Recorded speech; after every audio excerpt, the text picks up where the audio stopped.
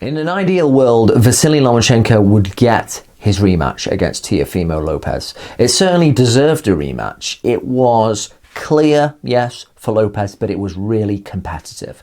And the fact that such a superstar gave Lopez the chance and said, let's make this unification, I'd really love there to be a rematch. I think I am in the majority with most fans, not just Lomosexuals or whatever the slang is for guys who are just out and out fanboys for the Ukrainian.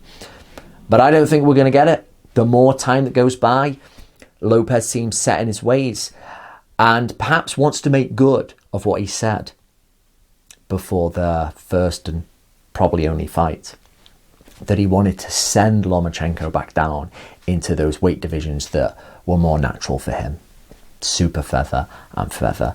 And yeah, perhaps, with hindsight, it's easy to say, but when you look at Lomachenko against the likes of Luke Campbell, though he won easily, there was a forced aspect to Lomachenko's work that we haven't seen before, when he has to deal with a guy who's got a much bigger frame, when he has to think and make a few more movements before he gets in, and he's having to burn up the battery quite a lot.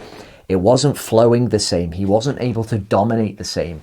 And it reminded me of what happened to Roman Gonzalez when he went up from flyweight to superfly. He didn't have the same physical presence. And now he's having to work overtime to just try and get close to the same results. It's not ideal. And a lot of people had said that about Lomachenko at lightweight. Teofimo Lopez is going to stay at lightweight for 6 months plus, maybe a year maximum more. Ideally, again, in an ideal world, he would fight Gervonta Davis, he would fight Devin Haney, and then he would go up to 140. But he will be going up to 140. And there is no way we're getting a Lomachenko-Lopez rematch at 140. No way. Lomachenko would have to have a death wish to go up to light welterweight. It's not happening. So he is going to have to emotionally deal with the fact he's not going to be able to avenge that Lopez loss. Now, legacy-wise, it seems like a real bummer. The Salido loss wasn't that bad. It was close and it was his second fight. You can kind of pardon it. But the Lopez loss does sting. And it got me thinking about Wilfredo Gomez, the incredible fighter at super bantamweight, and when he jumped up to feather and fought Salvador Sanchez. He went up, he got beaten 8 rounds, he got beaten up, went back down to 122 pounds and rounded off an incredible legacy there.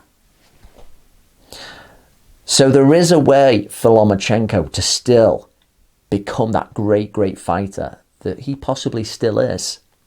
But it's dependent on Teofimo Lopez making good of what we saw in that victory over Lomachenko. He can't just be a flash in the pan. He can't just defeat Lomachenko and then he fades away. He has to show his dominance at 135. Go up to 140 and show some excellence there. If he manages to do that and Lomachenko comes back down to 130 and shows some of that former excellence, then that loss against a bigger, really good guy starts to sting less. You can start to pardon that as well. And Lomachenko's greatness can start to root itself back into boxing. But with him being in his earlier 30s now, and with him having, was it a shoulder surgery? It's never a good sign. All that intensive training he does, you just never know when these guys now are going to pick up another injury or whether they'll be them old selves again. So I'd love to see him go back down to 130 and dominate, and Teofimo Lopez to thrive in the high weight divisions. And that might just happen.